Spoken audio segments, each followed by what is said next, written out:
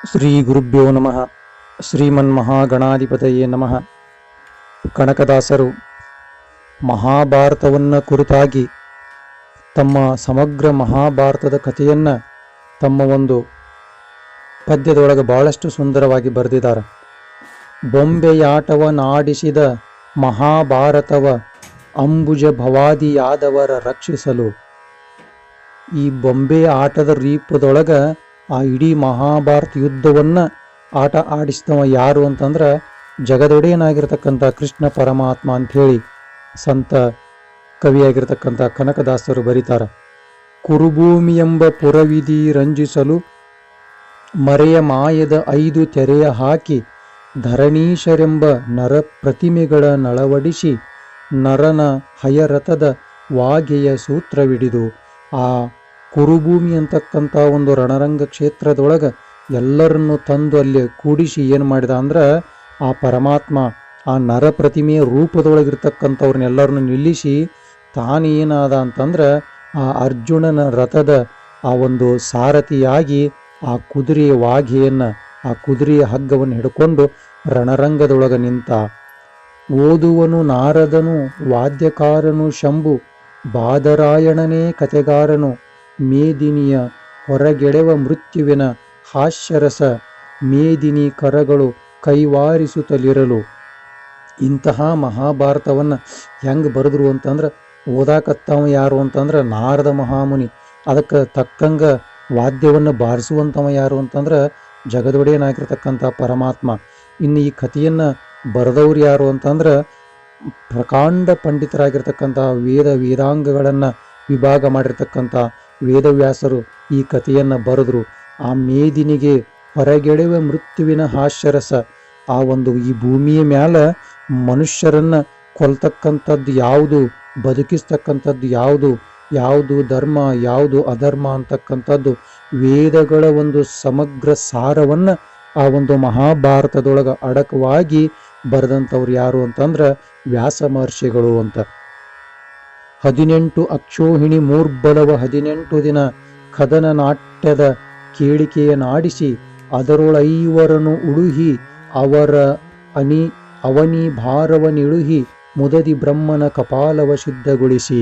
ಅದಕ್ಕೆ 18 ಅಕ್ಷೋಹಿಣಿ ಸೈನ್ಯವನ್ನು ಎಲ್ಲವನ್ನ ನಾಶ ಮಾಡಿಸಿ ಅದರೊಳಗೆ ಕೇವಲ ಧರ್ಮವಂತರಾಗಿರ್ತಕ್ಕಂಥ ಆ 5 ಜನ ಪಾಂಡವರನ್ನು ಉಳಿಸಿ ಇಡೀ ಒಂದು ಭೂಮಿ ತಾಯಿಯ ಒಂದು ರಾಕ್ಷಸರ ಭಾರವನ್ನು ಇಳಿಸಿದಂಥ ಕೀರ್ತಿ ಯಾರಿಗೆ ಬರ್ತದೆ ಅಂದ್ರೆ ಜಗದೊಡೆಯನಾಗಿರ್ತಕ್ಕಂಥ ಆ ಕೃಷ್ಣ ಪರಮಾತ್ಮನಿಗೆ ಸಲ್ಲತತಿ ಅಂತಕ್ಕಂಥದ್ದನ್ನು ಕನಕದಾಸರು ಬಹಳ ಸುಂದರವಾಗಿ ಬರೀತಾರೆ. ಲೋಕದುಳು 5ನೆಯ ವೇದವೀ ಕಥೆ ಎನಿಸಿ ಪಾಕಶಾಸನನ ಸಭೆಯನ್ನು ಮೆಚ್ಚಿಸಿ ಈ ಕಥೆಯ ಕೇಳ್ದ ಜನಮೇಜಯಪತಿ ಕರಿಸಿತ ಕಪಟ ನಾಟಕದ ಸೂತ್ರಧರ ನೆನೆಸಿದ. ಹಿಂಗೆ ಇಂತಹ ಮಹಾಭಾರತ ಕಥೆಯನ್ನು ಯಾರೆದುರಿಗೆ ಹೇಳಾಕತ್ತಿದ್ರು ಅಂತಂದ್ರೆ ಜನಮೇಜಯ ಅಧಿಪತಿ ಆ ಒಂದು ಪಾಂಡವರ ವಂಶದ ಒಂದು ರಾಜನಾಗಿರ್ತಕ್ಕಂಥ ಜನಮೇಜಯ ಒಂದು ಅಧಿಪತಿಯ ಮುಂದೆ ಈ ಒಂದು ಮಹಾಭಾರತದ ಕಥನ ನಡೆದಂಥದ್ದನ್ನು ಎಲ್ಲರೂ ಸಹಿತ ಕೇಳಾಕತ್ತಿದ್ರು. ಇದಕ್ಕೆ ಏನಂತ ಕರೀತಾರಂತಂದ್ರೆ ಪಂಚಮ ವೇದ 5ನೆಯ ವೇದ ಅಂಥೇಳಿ ಮಹಾಭಾರತ ಗ್ರಂಥಕ್ಕೆ ಕರೀತಾರ ಅಂತಕ್ಕಂಥದ್ದನ್ನು ಇಲ್ಲಿ ಎಲ್ಲರೂ ಸಹಿತ ಲೋಕ ಪ್ರಸಿದ್ಧವಾದಂಥ ಒಂದು ನಾಣ್ಣುಡಿ ಐತಿ. ಅದಕ್ಕಾಗಿ ಕಪಟ ನಾಟಕ ಸೂತ್ರಧಾರಿಯಾಗಿರ್ತಕ್ಕಂಥ ಆ ಜಗದೊಡೆಯನಾಗಿರ್ತಕ್ಕಂಥ ಕೃಷ್ಣ ಪರಮಾತ್ಮನ ಅನಂತ ಲೀಲೆಗಳನ್ನು ನಾವು ನೋಡಬೇಕು ಅಂತಂದ್ರೆ ಮಹಾಭಾರತವನ್ನು ತಿಳ್ಕೊಳ್ಬೇಕು. ಮಹತ್ವತ್ ಭಾರವತ್ವಾತ್ ಇತಿ ಮಹಾಭಾರತ ಮುಚ್ಯತೆ. ಅತ್ಯಂತ ಭಾರವಾದಂಥದ್ದು ಎದರೊಳಗಂದ್ರೆ ಆ ಗ್ರಂಥದಿಂದನೂ ಆಮೇಲೆ ಅದರ ಒಂದು ಮೌಲ್ಯದಿಂದಲೂ ಸಹಿತ ಭಾರವಾದಂಥದ್ದು ಯಾವುದು ಅಂತಂದ್ರೆ ಅದು ಮಹಾಭಾರತ ಅಂತ. ಇಂತ್ಯಸವ ಲೀಲಾ ವಿನೋದ ರಚನೆಯಲ್ಲಿ ಲೋಕಾಂತರಗಳನ್ನೆಲ್ಲರನ್ನು ಸಂತೈಸುವ ಸಂತತವು ಭಕ್ತ ಸಂಸಾರವನ್ನು ಪರೆವ ವೇದಾಂತನುತ ಕಾಗಿನೆಲೆ ಯಾದಿಕೇಶವರಾಯ.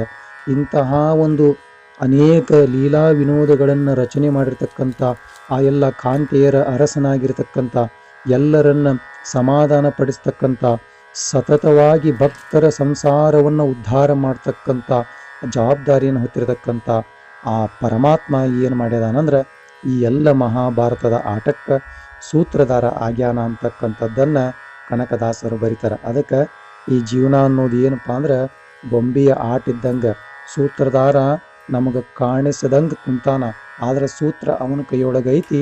ನಾವೆಲ್ಲ ಗೊಂಬೆಗಳಿದ್ದಂಗೆ. ಅವ ಹೆಂಗೆ ಆಡಿಸ್ತಾನಲ್ಲ ಹಂಗೆ ಆಡೋದು ನಮ್ಮ ಒಂದು ಕರ್ತವ್ಯ ಹೊರತು ನಾವೇನಾದರೂ ಸ್ವಂತ ನಾನೊಂದಿಷ್ಟು ನನಗೆ ತಿಳಿದಂಗೆ ಆಡ್ತೀನಿ ಅಂತಂದ್ರೆ ಅದು ಈ ಜಗತ್ತಿನೊಳಗೆ ನಡೆಯದೇ ಇರತಕ್ಕಂಥ ವಿಷಯ ಅಂತಕ್ಕಂಥದ್ದನ್ನು ಕನಕದಾಸರು ಭಾಳ ಸ್ಪಷ್ಟವಾಗಿ ಬರೆದಿದ್ದಾರೆ. ಇಡೀ ಮಹಾಭಾರತದ ಕಥೆಯನ್ನು ಕೇವಲ ಒಂದು ತಮ್ಮ ಪದ್ಯದೊಳಗೆ ಹಿಡಿದಿಟ್ಟಂತಹ ಮಹಾಮೇಧಾವಿಗಳು, ಆ ಪರಮಾತ್ಮನ ಅಪಾರವಾದಂತಹ ಒಂದು ಭಕ್ತರಾಗಿರ್ತಕ್ಕಂಥ ಕನಕದಾಸರು ಇಂಥ ಒಂದು ಸುಂದರ ಪದ್ಯವನ್ನು ಬರೆದು ನಮಗೂ ನಿಮಗೂ ಸಹಿತ ಉದ್ಧಾರ ಆಗಲಿ ಅಂತಕ್ಕಂಥ ಒಂದು ದೃಷ್ಟಿಯಿಂದ ಈ ಒಂದು ಪದ್ಯವನ್ನು ಬರೆದಿದ್ದಾರೆ. ಆದ್ದರಿಂದ ಇಂಥ ಎಲ್ಲ ಆ ಸಂತರ ಶರಣರ ಮಹಾತ್ಮರ ನುಡಿಗಳನ್ನು ಕೇಳಿ ನಾವು ಸಹಿತ ಪಾವನರಾಗೋಣ ಅಂತಕ್ಕಂಥ ಮಾತನ್ನು ಹೇಳ್ತಾ ಈ ನುಡಿಗಳನ್ನು ಗುರುವಿನ ಪಾದಕ್ಕೆ ಸಮರ್ಪಣೆ ಮಾಡ್ತಾ ಇದ್ದೇನೆ.